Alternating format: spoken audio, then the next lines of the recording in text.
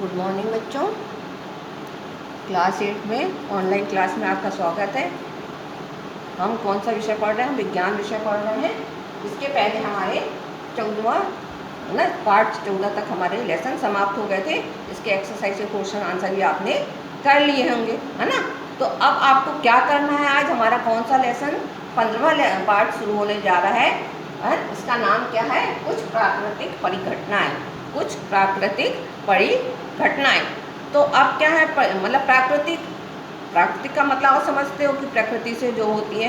तो प्राकृतिक मतलब प्रकृति के कारण कौन कौन सी परिघटनाएं होती हैं, वो क्या है? प्राकृतिक परिघटनाएं। तो इसके पहले हमने लेसन में पवन, तूफान, है ना, मौसम, चक्रवात के बारे में पढ़ा था। तो क्या है? चक्रवात के बारे में हमने पढ़ा था कि जब चक्रवात समुद्र के किनारे है ना, चक्रवात कहाँ होते हैं? समुद्र के किनारे होते हैं। जब चक्रवात आता है तो बहुत ही जल धन की हानि होती है ना। जल और धन दोनों की, मनुष्यों की, है ना, जीवन और धन दोनों की हानि होती है। अब क्या है कि कुछ अप्राकृतिक परिघटनाएं, है ना। प्राकृतिक परिघटनाएं क्या हो सकती हैं? तो जैसे बाढ़ है ना, भूकंप है। तो ये क्या है? सब प्राकृतिक परिघटनाएं हैं। आज हम क्या है कि इस प्राकृतिक घटनाओं से बचाव के लिए हमने कारण भी पकड़े ना, क्या क्या सावधानी हमको बरतनी चाहिए वो भी हमने देखा था। आज हम पढ़ रहे हैं तड़ित। क्या है ये? प्राकृतिक घटनाएं में क्या है? पहला तड़ित। तड़ित क्या है? आप लोग जानते होंगे तड़ित क्या है ना। क्या है तड़ित? बिजली जो चमकती है उसको हम क्या कहते हैं? तड़ित कहते हैं। तो क्या होता है? जब हवा चलती हो तो आपने देखा होगा विद्युत की तारों में भी चिंगारियाँ खुलती है, चिंगारी निकलती है।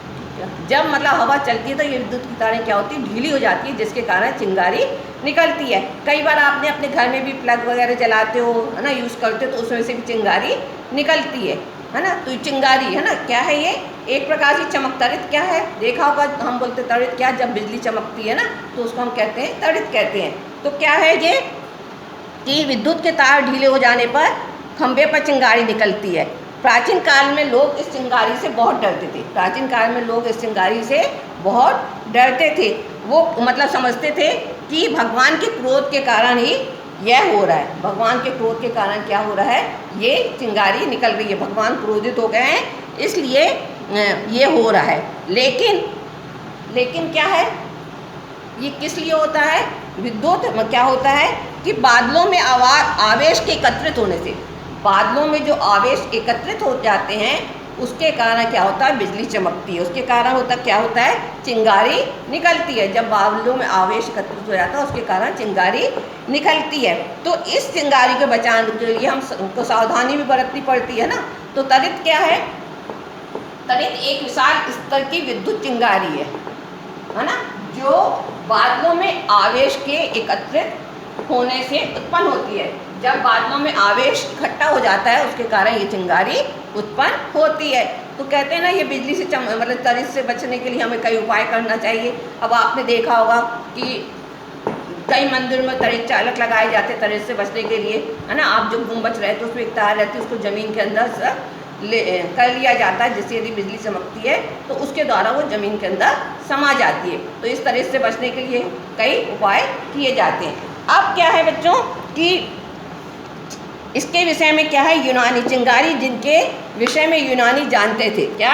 600 ईस्वी पूर्व से पहले प्राचीन यूनानी ये जानते थे कि जब एम्बर क्या एक प्रकार का रॉल है, वो फर्श से रगड़ते हैं तो यह बालों जैसी हल्की वस्तुओं को आकर्षित कर लेता है। मतलब जब एम्बर एक प्रकार का राल है, उसको यदि बालों से रगड़ते हैं तो क्या होता है? हल्की वस्तुओं को आकर्षित कर लेता है। और जब आप ऊनी अथवा पॉलिस्टर के वस्त्रों को उतारते हैं ना, जब ऊनी और पॉलिस्टर के वस्त्रों को उतारते हैं, आपने देखा होगा जब आप ऊनी या पॉलिस्टर के वस्त्रों को उतारते हैं तो क्या होता है? आपके बाल खड़े हो जाते हैं, है ना। और कई बार क्या होता है, यदि आप उसको उतारते हो तो चरचर की आवाज़ आती है। अंधेरे में उतारते हो तो चिंगारी मतलब चरचर की उससे आवाज़ आती है ना। तो ये क्या है? विद्युत आवेश के कारण। किसके कारण होता है? कि वस्त्रों को उतारते हैं, है ना, तो चिंगारी देख सकते हैं। सन 1752 में अमेरिका वैज्ञानिक बेंजामिन फ्रैंकलिन ने यह दर्शाया कि तड़ित तथा आपके वस्त्रों के उत्पन्न जो चिंगारी निकलती है वो एक बड़ी घटना है। उन्होंने बताया सन 1752 में बेंजामिन फ्रैंकलिन ने क्या बताया कि तड़ित तथा आपके वस्त्रों के बीच में जो चिंगारी उत्पन्न होती है यह एक प्रकार की परिघटना है। इसको साकार होने में कम से कम 2000 वर्ष लगे। अब क्या है, आपने बच्चों प्रकृति में आप मतलब विद्युत के द्वारा रगड़ने के कारण आवेश होता है ना। आवेश आप अब देखो, आप जब क्लास में बैठे रहते हो तो कई बार आप क्या करते हो कि आप क्या करोगे, यदि प्लास्टिक है ना, प्लास्टिक का स्केल है उसको आप अपने बालों से रगड़ते हो और छोटे छोटे कागज़ के टुकड़ों के पास यदि ले जाते हो तो क्या होता है, कागज़ के टुकड़े क्या होते हैं, प्लास्टिक की स्केल की ओर आकर्षित होते हैं। इसी प्रकार यदि आप कंघी से है ना सूखे बालों में कंघी रगड़ते हो है ना, कंघी रगड़ने के बाद उसको किसी भी हल्की चीज़ के या छोटे छोटे कागज़ के पास ले जाते हो तो क्या होता है, उस कागज़ क्या होते हैं, वो कंघी की ओर आकर्षित होते हैं, है ना। तो ये क्या है, आवेश के कारण, रगड़ने के कारण क्या होता है, आवेश उत्पन्न होता है। रगड़ने के कारण क्या होता है, आवेश उत्पन्न होता है। तो इस रगड़ने के कारण वो कागज़ मतलब कंघी में भी आवेश उत्पन्न होता है और अपने बालों, आपके बालों में भी आवेश उत्पन्न होता है। अब इसी प्रकार यदि आप एक प्लास्टिक की रिफिल को पॉलीथीन से रगड़ते हो तो क्या करती है, वो कुछ विद्युत आवेश अर्जित कर लेता है ना। तो क्या है कि रिफिल को तथा प्लास्टिक की कंघी को आवेशित करने के लिए पॉलीथीन तथा बाल भी मतलब दोनों चीज़ आवेशित हो जाती है। जैसे बताया कंघी से मतलब बाल रगड़ने के लिए आपके कंघी तो आवेशित होती है, साथ में आपके बाल भी आवेशित हो जाते हैं। अब आवेशों के प्रकार और उनकी क्या क्रिया है, तो क्या है आवेश क्या है, इसके लिए हम एक क्रियाकलाप करते हैं, देखते हैं।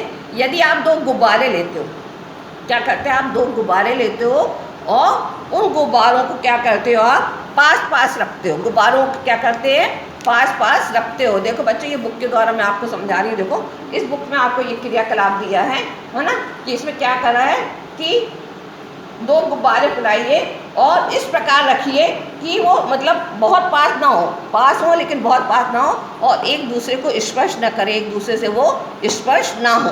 फिर क्या करना है, दोनों गुब्बारों को क्या करना, हमको ऊनी कपड़े से रगड़ना है। दोनों गुब्बारों को किससे रगड़ोगे बच्चों, ऊनी कपड़े से रगड़ते हैं। तो ऊनी कपड़े से रगड़ते हैं तो हम क्या देखते हैं कि गुब्बारे क्या होते हैं, एक दूसरे से दूर जाते हैं, है ना, एक दूसरे से दूर जाते हैं। यहाँ देखो गुब्बारे क्या है ना, कुछ पास पास है। यदि इसको ऊनी कपड़े से रगड़ते हो तो देखते हो गुब्बारे एक दूसरे से दूर जाते हैं। तो क्या हुआ, जब मतलब दोनों एक ही प्रकार की वस्तु है तो दोनों को एक प्रकार से रगड़ने से क्या होता है, उसमें आवेश उत्पन्न होता है। कैसा आवेश उत्पन्न होता है, उसमें समान आवेश उत्पन्न होता है। कैसा उत्पन्न, समान आवेश उत्पन्न होता है। तो समान आवेश जो उत्पन्न होता है, समान आवेश क्या करता है, एक दूसरे को प्रतिकर्षित करते हैं। समान आवेश क्या है, एक दूसरे को प्रतिकर्षित करते हैं। इसी प्रकार यदि एक पेन की रिफिल को, ठीक है, पेन की आपका जो रिफिल है उसको क्या करते हो आप, पॉलीथीन से दूसरी पॉलीथीन से रगड़ते हो, है ना। तो इसे आवेशित रिफिल के पास ले जाना चाहिए हमको ना। जब रगड़ते हो तो क्या देखते हो कि उसको गुब्बारे को पॉलीथीन से रगड़ते हो और उसको रिफिल के पास ले जाते हो। तो मतलब रिफिल को हमको ऐसे ले जाना है कि हाथ से टच ना, जहाँ पर ले जा रहे हो वहाँ टच नहीं होना चाहिए।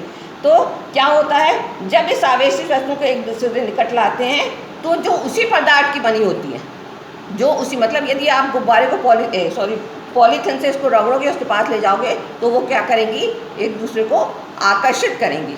क्या करेंगी, तो जो असमान आवेश है, समान आवेश की अगर एक दूसरे को प्रतिकर्षित करता है, असमान, अब जैसे पॉलीथीन है ना, गुब्बारा है और रिफिल है, उसको यदि आप आकर्षित करते हो और उसको एक कांच के बीकर में रिफिल के पास ले जाते हो तो वो क्या होती है, आकर्षित होती है ना। क्या होती है, वो आकर्षित होती है।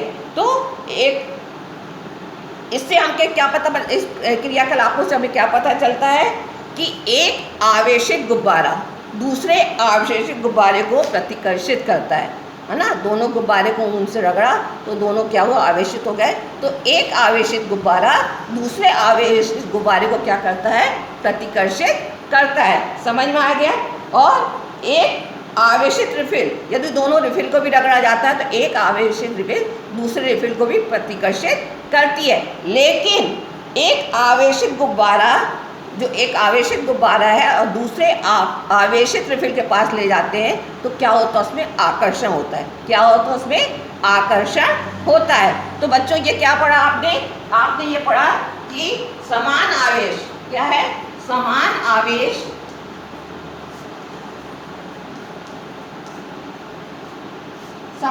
क्या करते हैं बच्चों, एक दूसरे को क्या करते हैं, प्रतिकर्षित करते हैं। समान आवेश एक दूसरे को प्रतिकर्षित करते हैं, प्रतिकर्षित करते हैं। ठीक है, समान आवेश क्या करते हैं, एक दूसरे को प्रतिकर्षित करते हैं। जैसे आपने देखा दो गुब्बारे को उनसे रगड़ा तो वो एक दूसरे से प्रतिकर्षित होते, मतलब दूर होते हैं। और दूसरा क्या है, विजातीय आवेश। दूसरा कौन सा है, विपरीत आवेश। विपरीत आवेश, विपरीत आवेश एक दूसरे को आकर्षित करते हैं, आकर्षित करते हैं। ठीक है बच्चों, समझ में आया आपको क्या है ये, है ना। दोनों आपको समझ में आ गया होगा कि जो जिसमें समान आवेश एक से आवेश रहते हैं वो तो क्या उसमें प्रतिकर्षण होता है, और जो विजातीय आवेश होते हैं या विपरीत भिन्न आवेश होते हैं तो उसमें क्या होता है, आकर्षण होता है। तो बच्चों इतना आपको समझ में आ गया होगा कि, है ना। आज हमने इस प्रकार आवेश हमने क्या देखा कि आवेश दो प्रकार के होते हैं, धनावेश और ऋणावेश, धनावेश और ऋणावेश। अब इसके आगे का बच्चों इतना आपको समझ में आ गया होगा, इसको आप अपनी कॉपी में नोट कर लेना। इसके आगे का हम आगे देखेंगे।